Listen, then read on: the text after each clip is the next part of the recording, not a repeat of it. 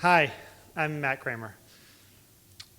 I heard Susan's speech yesterday for the first time with all of you, actually, and I thought it was just perfect.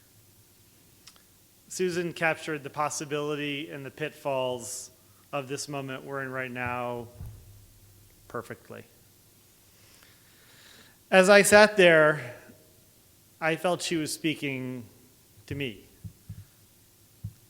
I've been a dream hypocrite.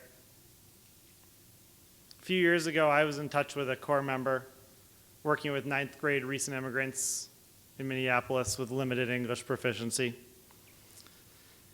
He had decided that his kids were destined to be taxi drivers, which is an honest profession with a decent wage, and he had decided that his kids should aim to increase their ACT scores from 10 to 13 that year. And this didn't sit right with me on principle, and as soon as I got to know another Corps member down the hall, a woman named Teresa, whose ninth grade kids were locked in a 3-year mission to get college credit on the English AP test, I felt like I was watching two paths diverge directly before me.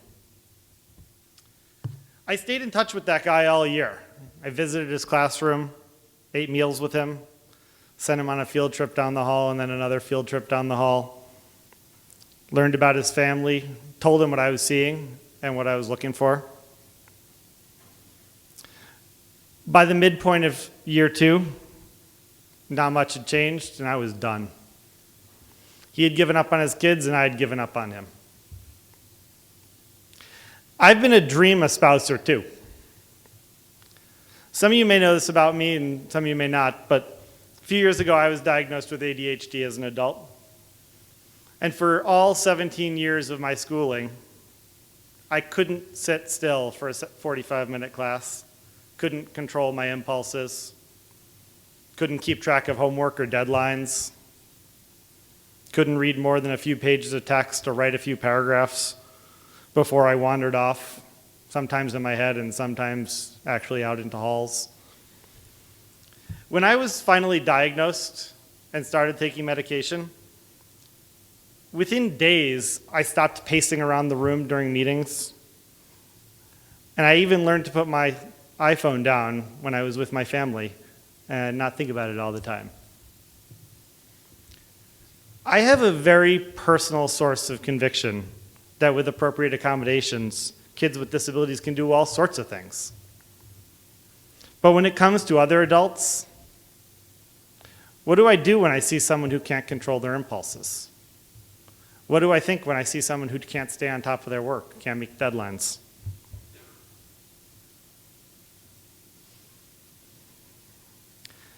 I guess it depends. But generally, my first thought isn't, here's a person who's one accommodation away from being able to conquer these challenges and do everything else. I see deficits instead of assets, even as a person who struggles with the exact same issues. When I do that, I'm a dream espouser. I've been thinking for the last 24 hours about how we become dreamers or dream killers. And I keep coming back to our core values. Dangerous dreaming in the daytime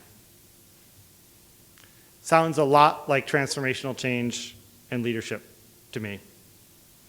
And team, if we're all practicing the values together. With respect and humility, we can avoid dream hypocrisy. And with a commitment to diversity, we can avoid dream espousing. I think it's the same with dream straddling. When we pick a favorite core value, it's easy to start straddling. Judged only through the lens of respect and humility. All partnerships are good partnerships. Why don't we have more of them? Judged only through the lens of transformational change and leadership. No action is too bold. Why aren't we moving faster? Why are we being so timid? Emphasizing one core value or another, we start developing a collection of straddles. Have we lost confidence about what's great about Teach for America because we are all acutely aware of all the ways that Teach for America can and must be better? Are we thinking that because the needle hasn't moved in every way, that it hasn't moved in any way? Are we generalizing the worst experiences we've had in our work without considering the best? All charter schools are like prisons. All district schools are dysfunctional. All core members are in this to polish up their resume. Do we discount or forget the best things we've seen? The incredible people? The people around us right now? Do we know the hard work that people are doing to tackle some of these issues right now? And that some of them are showing a lot of promise? Are we thinking that because the leadership of our students is so essential to our success, that it's the only thing that's essential to our success? As Susan said so perfectly yesterday, when we do too much straddling, we're dream killing. And as Dr. King said similarly, this is a time for courage, not caution.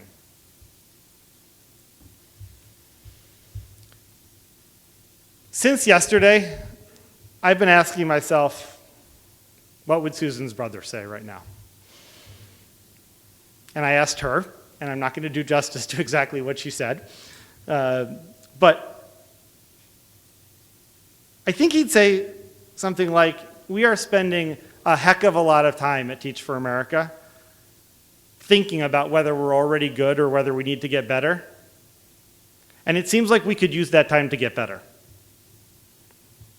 And then I think he would tell me to quit asking rhetorical questions and get back to work.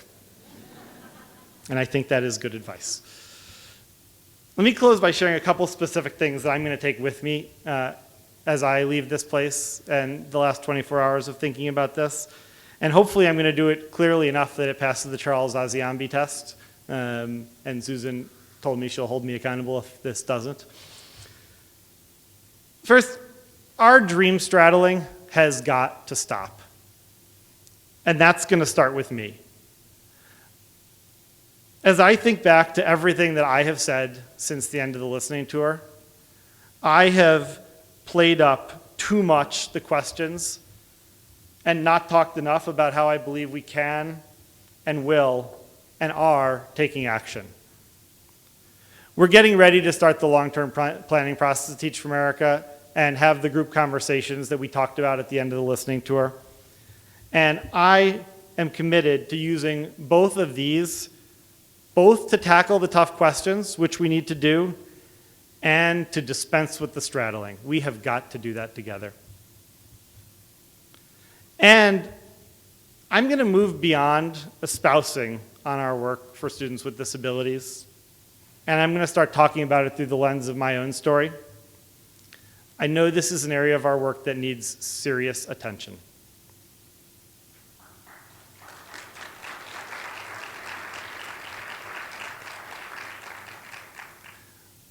Those are my two 24-hour reflections. I'm going to have another one in the next hour. Because as I walked around yesterday and I sat in town halls with a few of you, I heard so many people reflecting on what Susan had to say, and I cannot think of anything more valuable for us to be doing together yesterday and this morning than to keep doing that and figure out how to turn our emotions and reactions into thoughts and into plans and commitments. And I want to leave you with these three questions. How have we, each of us, been dream straddlers, dream espousers, dream hypocrites, and dream killers? What can we change to be the dreamers that we want to be? What actions do I need to commit to be the dreamers that the organization needs, that our core members and our kids need, that the broader movement needs? What do I need to do? Thank you.